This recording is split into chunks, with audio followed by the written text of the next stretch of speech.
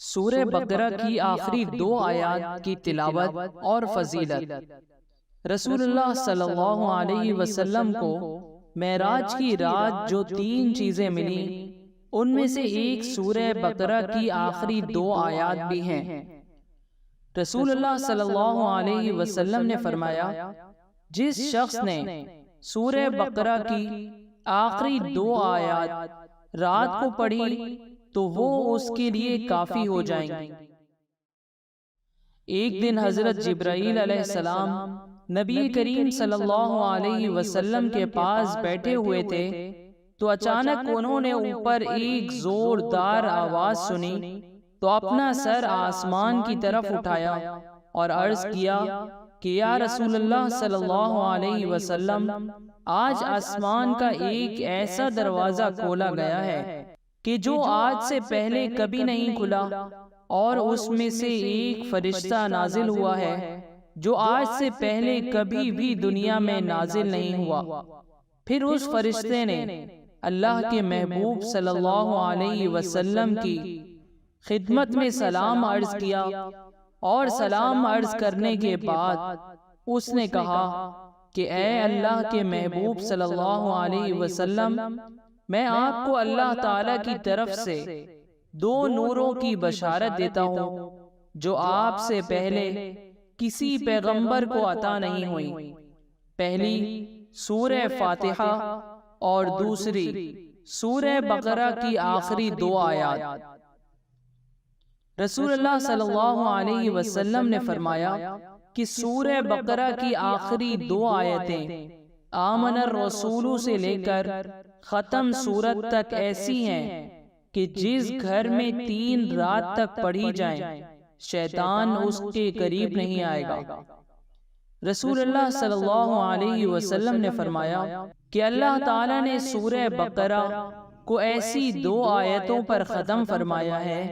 کہ جو اپنے خزانے سے مجھے دی ہیں، جو اس کے عرش کے نیچے ہے، انہیں خود سیکھو اور اپنی عورتوں اور بچوں کو سکھاؤ، کیونکہ وہ رحمت ہے اور قرآن ہے اور دعا ہے۔ حضرت ابن مسعود رضی اللہ تعالی عنہ سے روایت ہے کہ رسول اللہ صلی اللہ علیہ وسلم نے فرمایا کہ جس نے رات کو سورہ بقرہ کی آخری 2 آیتیں آمن الرسول سے لے کر علی القوم الکافرین تک پڑھیں وہ اس کو کافی ہو جائیں گی، یعنی رات بھر یہ شخص جن و بشر کی شرارتوں سے محفوظ رہے گا۔ اعوذ باللہ من الشیطان الرجیم، بسم اللہ الرحمن الرحیم۔ آمن الرسول بما انزل الیہ من ربہ والمؤمنون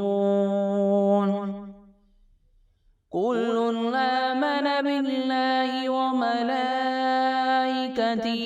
وكتبه ورسله لا نفرق بين أحد من رسله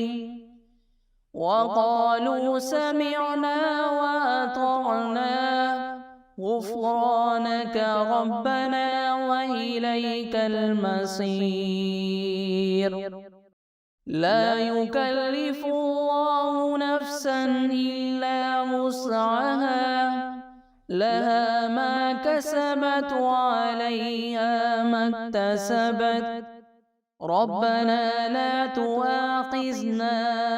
إن نسينا أو أخطأنا ربنا ولا تحمل علينا إصرا كما حملته على الذين من قبلنا ربنا ولا تحملنا ما لا طاقة لنا به واعف عنا واغفر لنا وارحمنا أنت مولانا فانصرنا على القوم الكافرين۔